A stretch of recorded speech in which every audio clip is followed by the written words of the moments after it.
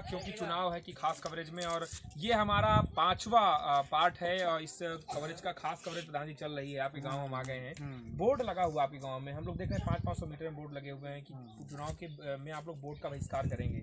ऐसे बहिष्कार क्यों हो रहे हैं, मतलब आप लोग ऐसा क्यों करना चाहते हैं, क्या समस्या है आपके पास? देखिए, जनता जो है ये कह रही है कि हमारे यहाँ रोड और पानी की भारी समस्या है, या तो नहर निकले या तो फिर हमारे यहाँ का तालाब है। और दूसरा मुद्दा है रोड बहुत ही अनिवार्य है, जो कंदैला से हनुमानगंज की दूरी है 6 किलोमीटर। ये जो है निकल नहीं पा रही है। आज 10 साल से जो है आश्वासन देते रहते हैं, लेकिन ये बन नहीं पा रही है। नेता का मतलब दिखते हैं आते जाते तो हैं, आश्वासन दे के चले जाते हैं कि ये जो है वन विभाग है, वन विभाग की एनओसी नहीं मिलती, क्या नहीं मिलता, ये जो है मेन मुद्दा ये कह देते हैं हमें मिल ही नहीं रही है। और समस्या इस बात की है केंद्र में और अभी तक नहीं बन पाई, 5 साल बीता जा रहा है, पूरे बने नहीं पाई।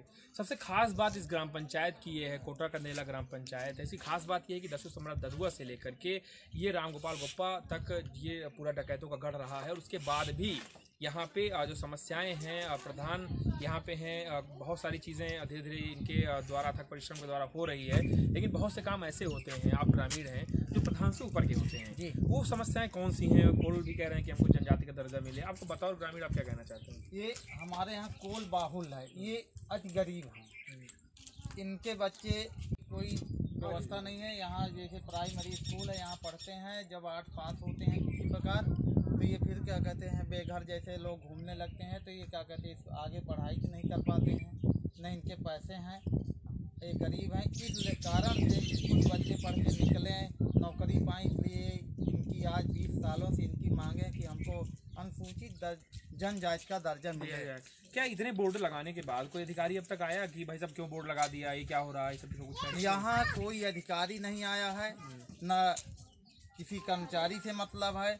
माननीय डीएम साहब आए थे, वो भी रात 8 बजे आए थे, तो रात में 8 बजे उन्होंने बोर्ड देखा है कि नहीं देखा है, हम ये नहीं कहेंगे।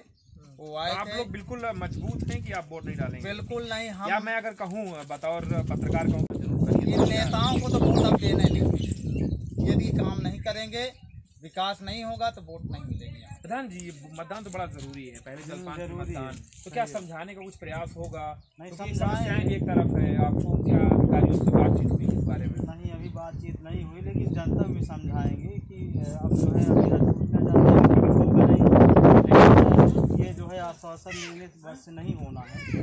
अब जनता तो अगर हम कहेंगे भी तो कहना मानती है कि नहीं मानती।